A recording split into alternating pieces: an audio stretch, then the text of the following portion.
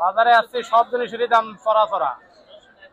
জিনিসপত্রের দাম ভাই আগের থেকে অনেক বেশি, অতিরিক্ত বেশি। দ্রব্যমূল্যের ঊর্ধ্বগতি নিত্যপণ্যকেও বিলাসবহুল বানিয়ে ফেলেছে। দেশে নিত্যপণ্যের দাম এতটাই বেড়েছে যে তা কম আয়ের মানুষের কাছে সেগুলোকে বিলাসবহুল বলে মনে হচ্ছে। দ্রব্যমূল্যের ঘোড়া লাগামহীন, ফলে বিপদাপন্ন হয়ে পড়েছে মধ্যবিত্ত, নিম্নবিত্ত, স্বল্প আয়ের মানুষের জীবনযাত্রা।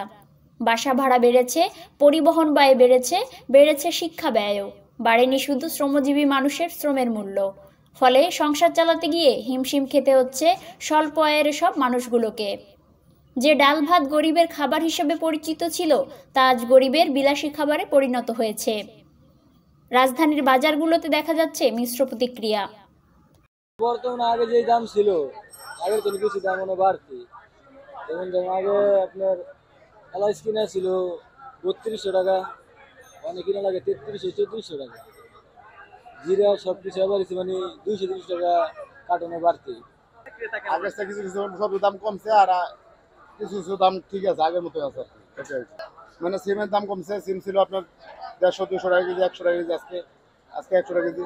বেগুনের দাম কমছে, বেগুন না ছিল 80 টাকা, 100 টাকা, আপনার 60 টাকা আছে বেগুন। আর এই গোল বেগুন যেটা আপনার ছিল 120 টাকা কেজি, অনেক 80 টাকা কেজি। এই সব সব দাম। ভেন্ডি আপনার আগের দাম আছে 50-60 টাকা কেজি। টমেটোর দাম একটু কমছে হালকা। বাজারে আসছে সব জিনিসেরই দাম চড়া। কোনো জিনিস কিনতে পারতেছি না, দাম বেশি। অনেক সমস্যা হচ্ছে, আমরা তো কিনতেই পারছি না। জিনিসপত্রের দাম ভাই আগের থেকে অনেক বেশি, অতিরিক্ত বেশি।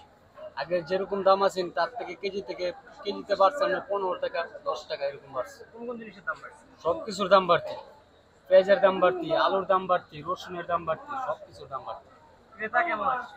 ক্রেতা এরকম আগের মতো হইতেছে না। দাম বাড়তি থাকলে যেরকম হয় এরকম, যে যার লাগে 5 কেজি নিতেছে 2 কেজি 1 কেজি। বাজারের দর এখন আলহামদুলিল্লাহ অনেক ভালো হয়েছে। আগে যে দাম ছিল তার থেকে দাম এখন কমছে।